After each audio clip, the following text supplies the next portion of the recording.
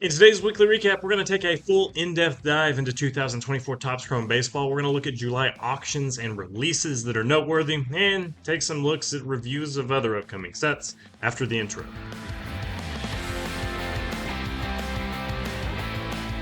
I'm recording this on the 4th of July, which is my favorite holiday to celebrate independence and, of course, look at sports card headlines. So let's dive right in. This week we published about 8 articles on CardLines.com. I encourage you to go there to give them all a full review. But I'm going to talk about the ones that are most important to me. That's going to start with 2024 Topps Chrome Baseball's return. So this is a big set. They're bringing back the MVP buyback program. I know that's one of the biggest questions around it. It's going to have some pretty nice rookies, including Ellie, who has had 117 different rookie cards at this point. It's the same neon set that we know from Topps Series 1 and Series 2. And there's going to be, just like Topps Series 1 and Series 2, two different releases. We got the hobby boxes and the jumbo boxes. In the hobby box, you're getting 24 packs of 4 cards, total of 96 cards, I think. That was math off the top of my head. 1 autograph per box. And then those are going to be selling for about $200, or for $400 you can get a jumbo box which has 12 packs of 13 cards, which is 156, I think, cards, and 3 autographs per box. So you get not quite double the cards, but you do at least get 3 times the guaranteed hits, which is pretty attractive, especially with these nice on-card rookie autograph potential in these boxes. You're going to get a lot of color either way. There's going to be a full rainbow of parallels, which has not been released yet, but we will follow up on that when it is released. Some familiar sets, and then, like I said, the MVP buyback program. So basically, you're going to get paid Topps credits or Hobby Shop credits for the cards of the MVPs that you have. Base cards, parallels, they're all worth different things. And I'm going to be making a video on that is going to be separate. So come back and watch that if you're looking to learn more about that particular program. Years past, the boxes are not selling for a whole lot more than 2024 is releasing at the $200 hobby box price, especially a couple years out. 2022 is pretty low. 2021 is really low. It's about less than $100 right now. So it doesn't necessarily show that this is indicative. This is a set that's going to age well. The rookies are not as good in 2024 as they were in 2023. It was a pretty deep set. But there are still going to be some pretty nice cards that you can chase if you are wanting to rip a box. Moving on, noteworthy sports card releases in July. There are quite a few. Topps Tier 1 Baseball should already be out by the time I'm recording this. Premier League Soccer's coming out. We're going to look at that here in a bit. Contenders Football is also coming out, and it is going to be a big stay away, which we'll talk about here momentarily. Donruss Baseball is coming out, and if you haven't seen the video where I used the 2024 Donruss set to create some cards of my own, go watch the video about me importing cards. I'm really excited to see how that goes. That's a big one. I went online and I made some fake cards to import on Alibaba. It was totally kosher, but we'll see how it shakes out and what kind of product I get.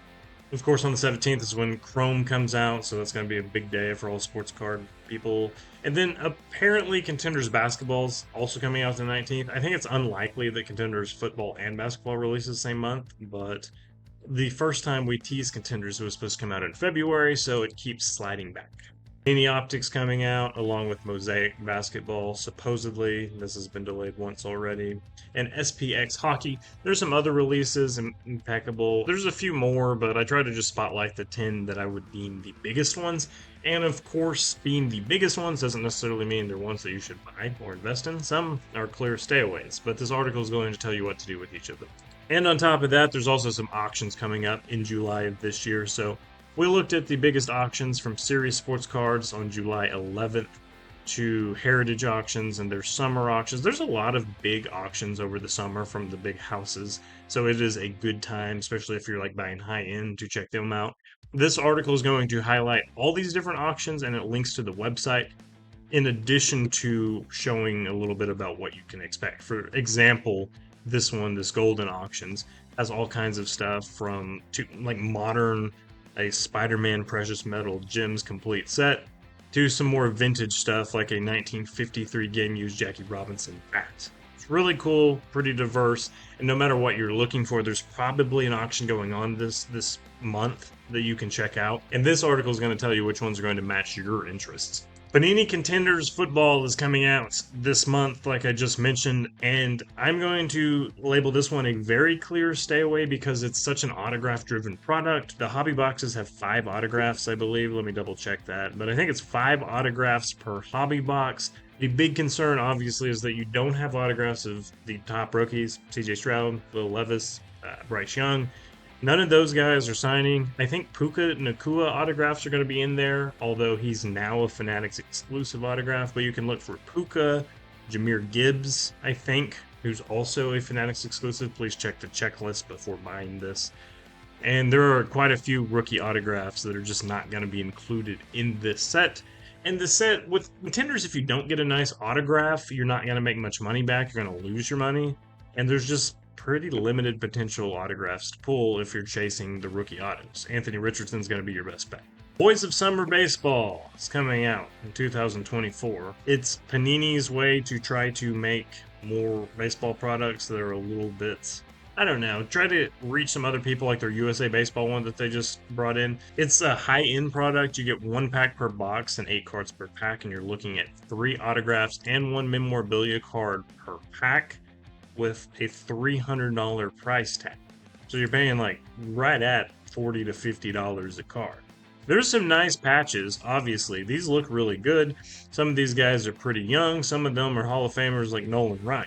The white minimalist background looks like a flawless sort of set, so it definitely has that high-end Panini look. Panini really has a pretty cut and dry formula for making high-end cards, and it's, white minimal background. And you get top prospects, Eldridge, Dylan Cruz. It's a set that, I wouldn't recommend buying, but if you're really looking, and if you don't mind that they're unlicensed, then there's quite a bit of diversity there. Unique product, cool-looking box, I will be honest, that looks pretty cool. I like the vintage aspect of it, but it spans a pretty wide generational gap. And then finally, like I said, Panini Select Premier League Soccer is coming out. This is a set that, if you're a soccer fan, it's going to be an annual release you look forward to. Premier League is one of the most popular leagues. And of course, I enjoy soccer a lot and really love talking about it. It's a great sport. Super exciting to watch. Hobby boxes, as true to Select form, include 5 cards per pack and 12 packs per box. So you're getting 60 total cards with 3 autographs or memorabilia cards. So 3 guaranteed hits.